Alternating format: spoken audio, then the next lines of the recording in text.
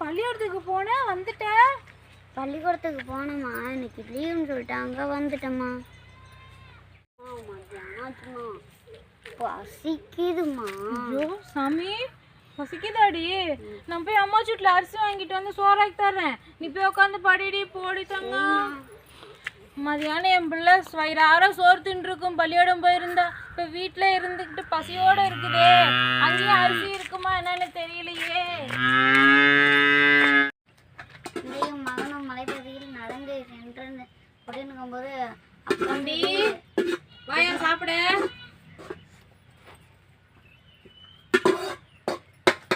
மதியானம் பள்ளிக்கூடத்தில் சாப்பிட்டேன், எனக்கு வேணாமா, நீங்கள் சாப்பிடணும்.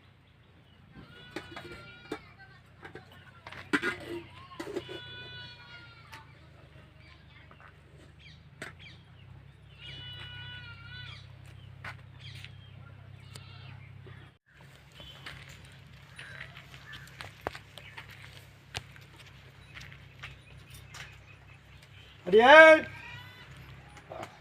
அடியே, சோறு போடுறி, சோத்த போடுறி. என்ன குழம்பு வச்ச? என்ன குழம்பு வச்ச? புளிக்குழம்பு. புளிக்குழம்பா? நான் யாரு, என் பரம்பரை என்ன, அது தெரியாம புளிக்குழம்பு வச்சா? கறி குழம்பு வைடி. சொன்னல கறி குழம்பு வச்சியா? ஏன் வைக்கல? பாவி, ஒரு வாய் சோறு தான் இருந்துச்சு, நானும் பட்டினி, பிள்ளையும் பட்டினி.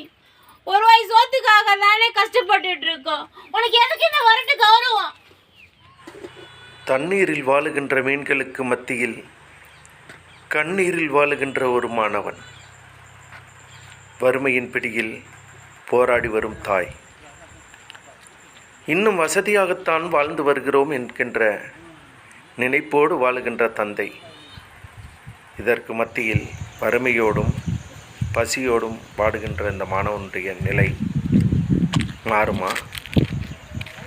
அரசு பள்ளிகளில் பயிலும் குழந்தைகளுக்கு காலை உணவு வழங்கும் திட்டத்தை முதலமைச்சர் மதுரையில் நேற்று தொடங்கி வைத்த நிலையில் பிற மாவட்டங்களில் இன்று தொடங்கப்பட்டது. தம்பி, சாப்பாடு கொஞ்சம் இருக்குதியா, அதை போட்டு சாப்பிட்டு போயிரு சாமி. இருக்கிற சாப்பாடை நீங்க சாப்பிடுங்கம்மா. எனக்கு பள்ளிக்கூடத்தில் காலை உணவு போடுறாங்க, நான் அதை போய் சாப்பிட்டுக்கிறேம்மா. காலை உணவா?